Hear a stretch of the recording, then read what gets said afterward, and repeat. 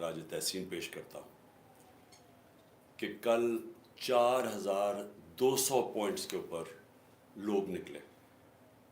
ये कभी पाकिस्तान की तारीख में नहीं हुआ कि 4,200 पॉइंट में सारे पाकिस्तान में लोग निकले। और किस लिए निकले? किसी शख्सियत के लिए नहीं निकले, आइन के लिए निकले, अपने आइन की हिफाजत करने के लिए निकले। और वो क्यों निकले, वो फिर भी ये आइन का कई दफ़ा कई लोग हैं उनको समझ नहीं आती। देखिए, मुल्क का कानून बनता है मुल्क के आइन से। आइन फैसला करता है कि मुल्क में हर इदारे का क्या रोल है, हर इंसान के बुनियादी हकूक़ क्या हैं। यानी सारी जो मुल्क चलता है, जिसको कहते हैं कानून की हुक्मरानी, वो सारी निकलती है आइन से। तो जब एक मुल्क का आइन ख़त्म होता है तो ये समझें कि मुल्क ख़त्म हो जाता है, क्योंकि जिस मुल्क में कोई कानून नहीं होता उस मुल्क का कोई मुस्तकबिल नहीं होता। तो जो नज़रिया ज़रूरत है, ये जो पाकिस्तान में हम आज तक हकीकी आज़ादी नहीं ले सके, ये नज़रिया ज़रूरत जब आता है तो ये आइन को ख़त्म करके आता है। और नज़रिया ज़रूरत कभी आज़ाद माशरों में नहीं आता, सिर्फ ग़ुलाम माशरों में नज़रिया ज़रूरत आता है। जब अंग्रेज़ आया तो उसने हुकूमत कर रहा था तो उसने अपने लिए और कानून बनाए हुए थे, लोगों के, आवाम के लिए और थे। तो अंग्रेज़ को जो अपने लिए, क्योंकि उसने इतने बड़े लोगों के ऊपर हुकूमत कर रही थी और वो अपने बराबर नहीं उनको समझता था। वो ऊपर था और लोग नीचे थे। अंग्रेज़ के लिए और कानून था, लोगों के लिए दूसरा कानून था। तो जब आज़ादी मिली तो उसूलन तो ये होना चाहिए था कि कानून के सामने सब एक बराबर हो जाए, जो कि एक आज़ाद मुल्क में होते हैं। लेकिन हमारी बदकिस्मती क्या हुई, आते साथ ही मार्शल लॉ लग गया।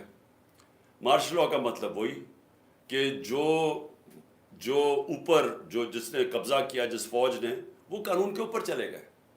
उनके लिए पाकिस्तान के आइन को ख़त्म करना पड़ा। तो उन्होंने फिर अपने कानून बनाए, ताकतवर अपने कानून बनाता गया। और फिर जब बदकिस्मती से जब हमारी जमहूरियत भी आती थी तो जो इलेक्टेड प्राइम मिनिस्टर भी था वो भी एक डिक्टेटर की तरह मुल्क चलाता था, वो भी तनकीद नहीं बर्दाश्त करता था। मैं 70 की दिहाई की बात कर रहा हूँ। वहाँ भी लोग आज़ाद नहीं हुए, वहाँ भी लोगों को मारा पीटा जाता था। अपनी एक फोर्स बनाई हुई थी FSF, वो लोगों को मारते मूरते थे, मुखालफिन को डराते धमकाते जेलों में डालते थे। ये शुरू में तारीख है, क्योंकि मार्शल लॉ के बाद जब सिविलियन गवर्नमेंट आई तो वो भी अपने आप को वो बादशाह समझना शुरू हो गया। और फिर ज़ियाउल हक का ज़माना आया, फिर ख़त्म हो गया आइन। और फिर जब हमारी हुकूमतें आईं उसके बाद हमारी बदकिस्मती ये हुई कि वो भी अपने आप को कानून के ऊपर समझना शुरू हो गए। तो वो जब मुल्क में कोई गलत काम करते थे तो वो समझते थे कि अदालत की जुर्रत नहीं होनी चाहिए हमें रोकने के लिए, लिहाजा सुप्रीम कोर्ट पर हमला किया गया, डंडों से हमला किया गया सुप्रीम कोर्ट के ऊपर। और चीफ जस्टिस सजाद अली शाह, एक बड़ा दयानतदार हमारे चीफ जस्टिस थे, उनको भगाया गया बाकायदा सुप्रीम कोर्ट से। और जजेस को जान बचा के लोग भागे। और फिर पैसा चलाया ब्रीफ केस से, जजेस को तकसीम किया गया और फिर सजाद अली शाह को हटाया गया।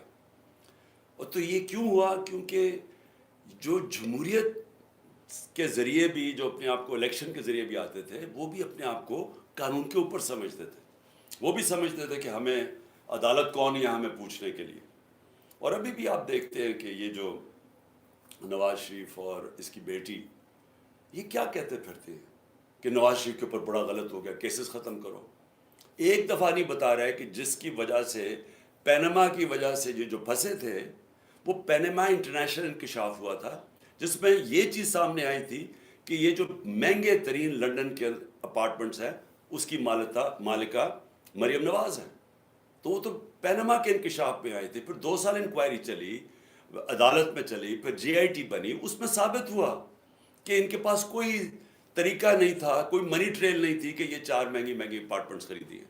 और फिर दुबई में नौकरी कर रहे हैं, प्राइम मिनिस्टर मुल्क का दुबई के अंदर नौकरी कर रहा है और तनख्वाह ले रहा है। मुल्क का प्राइम मिनिस्टर दुबई की कंपनी से तनख्वाह ले रहा है। ये सारी चीज़ें सामने आई। اس کا کبھی جواب نہیں دیا. کہتے وہ یہ ہیں کہ جرت کیسے پڑی ہمارا کسی نے ہمیں سزا دے دی. تو کسی کی مجال کہ ہم وہ لوگ تھے, ہم کوئی خاص لوگ تھے کہ ہمارے سے پوچھ لیا اور ہمیں سزا دے دی. تو یہ ہے ملک کا مسئلہ. ہم کبھی بھی آگے نہیں بڑھ سکیں گے جب تک اس ملک میں قانون کی حکمرانی نہیں ہوگی, رول آف لا نہیں ہوگا.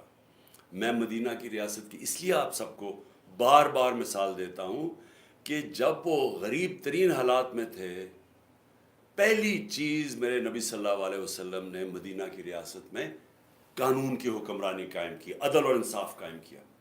اس کی بنیاد پہ کھڑا ہوا ایک دنیا کا عظیم ترین معاشرہ.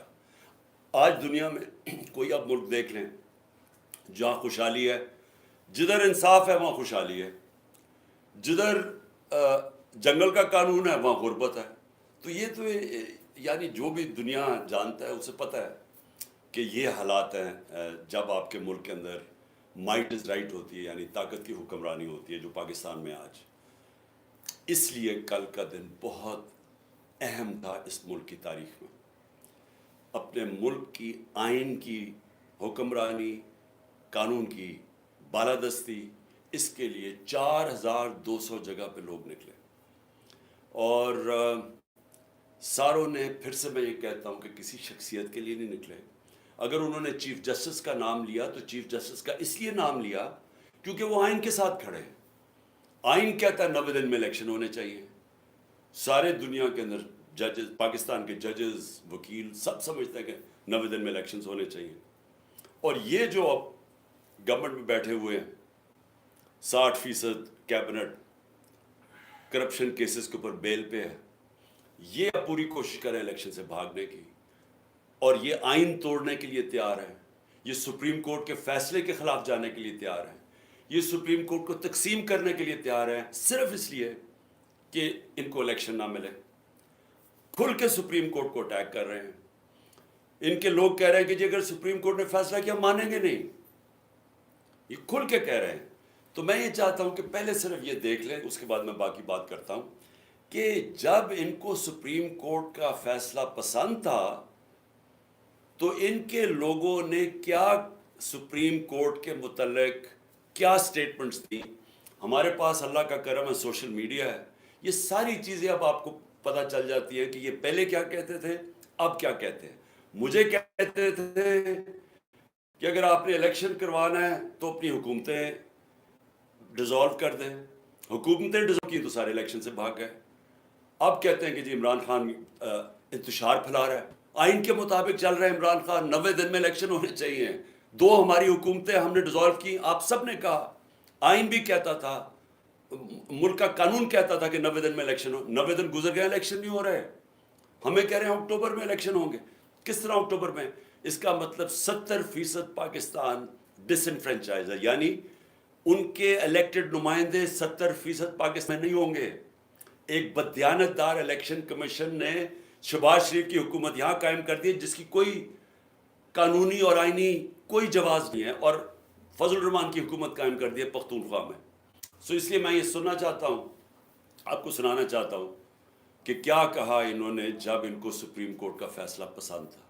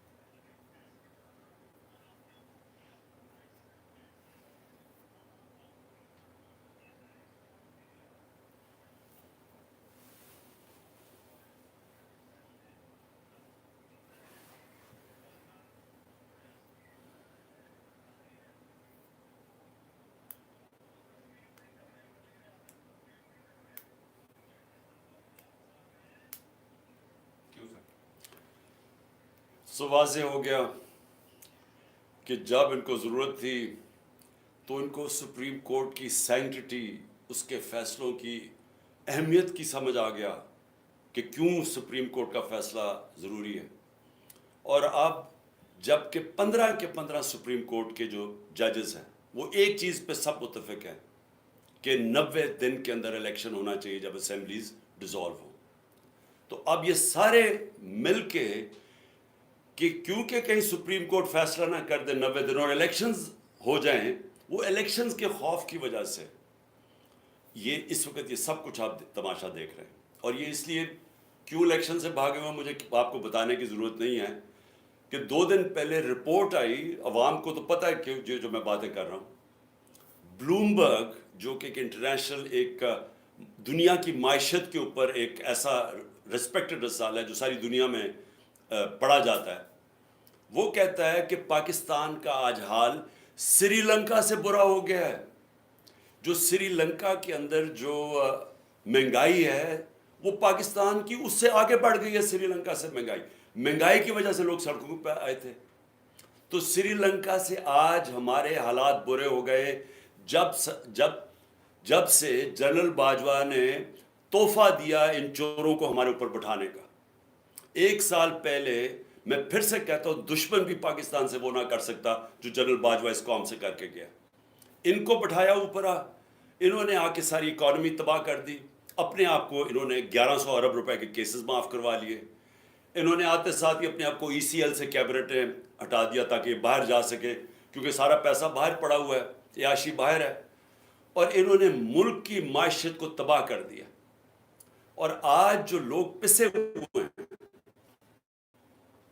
مہنگائی میں، جو لوگوں کے آج حالات ہے، پھر سے میں بتا دوں، 100 روپیہ 1 سال پہلے جتنی چیزیں خریدتا تھا وہ صرف آج 62 روپے خرید سکتا ہے۔ 62 روپے رہ گئے ہیں اس 100 روپے میں سے، تو خریدار 100 روپے سے گر کے، ایک آدمی کے پاس جو 100 روپے کا نوٹ ہے وہ صرف 62 روپے خرید سکتا ہے۔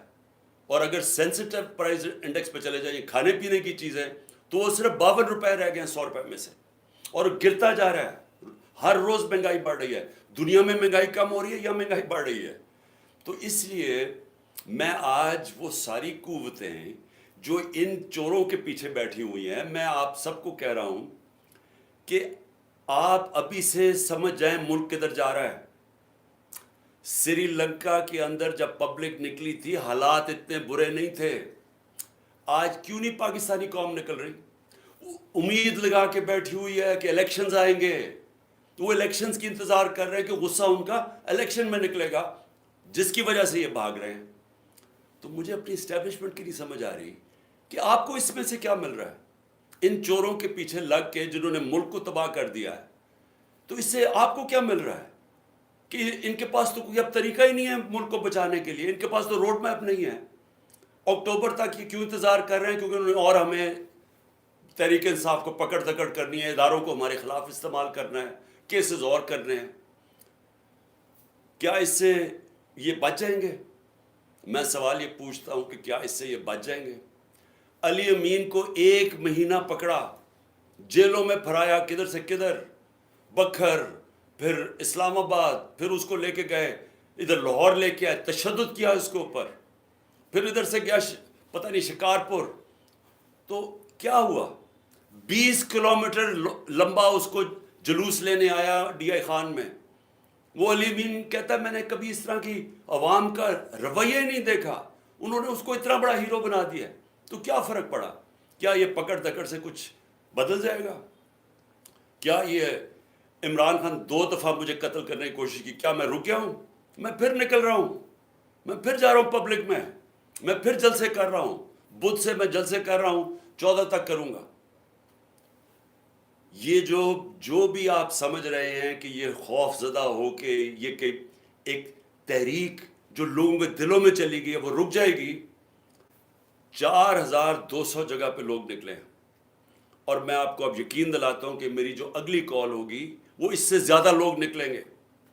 اور یہ ضروری نہیں کہ اگر آپ اس طرح دباتے رہیں لوگوں کو اور پکڑ دکڑ کرتے رہیں تو ہم چپ کر کے بھیڑ بکریوں کی طرح اسی طرح ہی بیٹھے رہیں گے۔ ہم صرف اپنی ملک کی معیشت دیکھتے ہوئے, کیونکہ ہم نے باہر نہیں بھاگنا. ابھی تک میری جگہ یہ دوسرے ہوتے تو باہر بھاگے ہوتے بڑی دیر کے. ہم نے یہاں جینا مرنا ہے. اس لیے ملک کا سوچ رہے ہیں کہ اگر ہم نے یہاں سڑکوں کے اوپر نکلا ہے جس طرح سری لنکا میں لوگ نکلے تھے, تو یہاں تو معیشت تو آگے بیٹھ گئی ہے.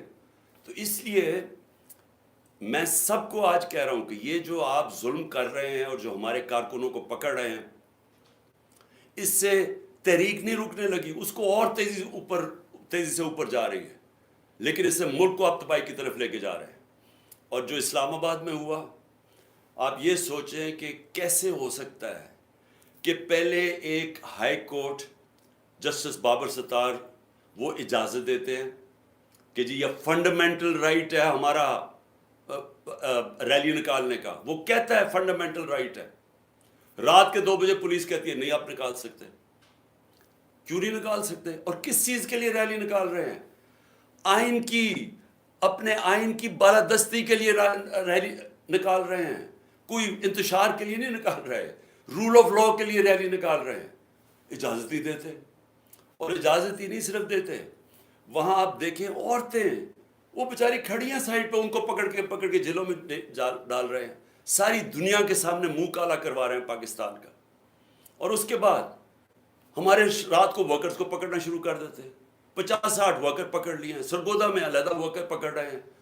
تو کیا یہ اس سے ثابت کیا کر رہے ہیں آپ کہ وہ اسلام آباد کا جو آئی جی ہے وہ ایک جرائم پیشہ آدمی ہے؟ مجھے پتا ہے, میں نے اس کا کیس دیکھا ہوا ہے. سیف سٹی کے اندر وہ کرپشن کے اندر سزا ہونے لگی تھی اس کو. دوسرا جرائم پیشہ آدمی شہباز شریف جب پرائم منسٹر بنا, اس کو سزا ہونے والی تھی 24 ارب کے کیس میں. اس نے پہلی چیز اپنی طرح کے لوگوں کو اس کو لا کے وہاں بٹھا دیا. اور کیونکہ وہ غلام ہے شہباز شریف کا, وہ پولیس والا نہیں ہے. پولیس کتاب پہ چلتی ہے, رول آف لاء پہ چلتی ہے. پولیس کے قانون لکھے ہوئے کتاب میں ہیں کہ کیا کر سکتے ہیں کیا نہیں کر سکتے. لیکن یہ غلام ہے شہباز شریف کا, مجرم شہباز شریف کا, کیونکہ یہ اس کی وجہ سے بچا ہوا جیل میں, لہٰذا اس کے گندے کام کرنے کے لیے تیار ہے. یہی آدمی ملوث تھا ڈرٹی ہیری کے ساتھ مجھے جوڈیشل کمیشن میں مروانے کے لیے. یہ اس کے اندر بھی شامل تھا. اس نے مل کے جو ہمارے اسلام آباد کی کوئی 500 ورکرز کو پکڑ چکا ہے, باری باری کبھی جیلوں میں ڈالتے ہیں, پکڑتے ہیں, لوگوں کے گھروں میں پولیس گھس جاتی ہے. یہ کون سی جمہوریت ہے؟ اور کیا ہوگا اس سے؟ کیا یہ جیتیں گے چور الیکشنز؟ میں اس لیے آج ساروں کو پیغام دینا چاہتا ہوں کہ یہ جو اگلی باری میں کال دوں گا وہ اس سے بہت بڑی کال ہوگی. اور یہ آپ جیل ہوگی.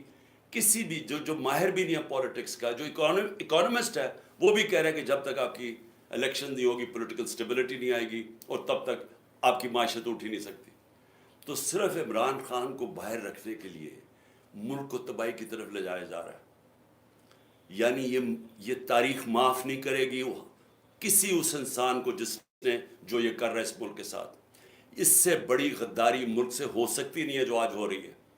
میر جعفر چھوٹا نام ہے, میر جعفر چھوٹا نام ہے جس آدمی نے ہماری گورنمنٹ 1 سال پہلے گرائی اور جدھر آج پاکستان کو پہنچایا ہے, میر جعفر اس کے لیے چھوٹا نام ہے. دشمن نہیں کر سکتا. میں پھر کہتا ہوں, دشمن پاکستان کو اتنا نقصان نہیں پہنچائے گا جو وہ اس نے ہمارے اوپر پہنچایا. اس ملک کو سارے مل کے ہم اٹھا سکتے ہیں. یہ قوم اس ملک کو نکال سکتی ہے. کوئی باہر کی اب طاقت کوئی مدد کرنے کے لیے تیار نہیں ہے. دیکھ ہی لیا کہ ہندوستان میں کس طرح کی ذلت کا سامنا کرنا پڑا بلاول بھٹو کو. میں اس میں کوئی شک نہیں کہ اس نے بڑا غلط, کوئی ایٹیکیٹ نہیں تھی ان فارن منسٹر کو, کوئی تمیز نہیں تھی. کبھی اس طرح کسی آپ ملک میں کوئی مہمان آئے کبھی آپ اس طرح نہیں کرتے, اس طرح کا رویہ نہیں کرتے. لیکن اس بیوقوف کو وہاں جانے کی کیا ضرورت تھی؟ اس نے وہاں جا کے کیا ان کو کنونس کر دینا تھا؟ یعنی آپ کا پاکستان کی جو پوزیشن ہے, کیا اس نے جا کے کوئی کون سا مارکا مارنا تھا؟ اور وہ جو دوسرا چلا گیا وہاں لنڈن کے اندر جا تاج پوشی کے اوپر, کیا پاکستان کے پاس اتنا پیسہ ہے؟ ہمارا ملک برا حال ہے. ایک ٹرپ جب جاتا ہے, یہ پرائم منسٹر ذرا پوچھیں کہ اس کا خرچہ کتنا آیا, کم از کم $2-3 لاکھ اس نے خرچ کیا ہے. اور اس سے پوچھیں جو پرائیویٹ جہاز میں گیا گوا, اس نے کتنا پاکستان کا پیسہ خرچ کیا. ایک طرف ہمارے پاس فورن ایکسچینج نہیں ہے, دوسری طرف فضول بیرونی دورے پہ ہم چکر مار رہے ہیں, ذلیل اپنے آپ کو کروا رہے ہیں. وہ کون, کس نے پوچھا تھا شہباز شریف کو, کون لینے آیا تھا اس کو ایئرپورٹ پہ؟ تو یہ اگر آپ نے اپنے آپ کو ذلیل کروانے جانا ہے تو کم از کم ملک کا پیسہ تو بچائے نا. اور اس لیے میں کہہ رہا ہوں کہ اس وقت ہمارے پاس کوئی دوسرا راستہ نہیں ہے سوائے الیکشنز کے. یہ سیٹ اپ, مصنوعی سیٹ اپ جو باجوہ لے کے آیا تھا, اس کو ہٹائیں, الیکشنز کروائیں, عوام کے اوپر چھوڑیں, فیصلہ کریں کہ عوام کون چاہتا ہے, کس کو چاہتا ہے, اور جس کو بھی عوام چاہتا ہے وہ آئے, 5 سال کا مینڈیٹ لے کے آئے, اس کے بعد ملک کے اندر اصلاحات کریں, وہ اصلاحات کریں جو کبھی یہ حکومت نہیں کر سکتی, اور وہی آ کے بجٹ دے, وہی آ کے اصلاحات کرے, اور وہی پاکستان کو اس دلدل سے نکالے جو کہ نکل سکتا ہے. میں نے 3.5 سال کی جو مجھے تجربہ ہوا, ہمارا بینکرپٹ تھا ملک, اور 3.5 سال کے بعد 17 سال میں بیسٹ اکنامک پرفارمنس تھی, کیونکہ ٹھیک ہو سکتا ہے ملک, لیکن اس کے لیے ایک بڑا پبلک مینڈیٹ چاہیے تاکہ ملک میں اصلاحات کر سکیں ہم. اور انشاءاللہ جب بھی اللہ نے موقع دیا, ہم نے پلان ایسا بنایا ہوا ہے, ایمرجنسی قسم کا پلان بنایا ہوا ہے, انشاءاللہ اس ملک کو ان سارے مشکل وقت سے نکالیں گے. شکریہ.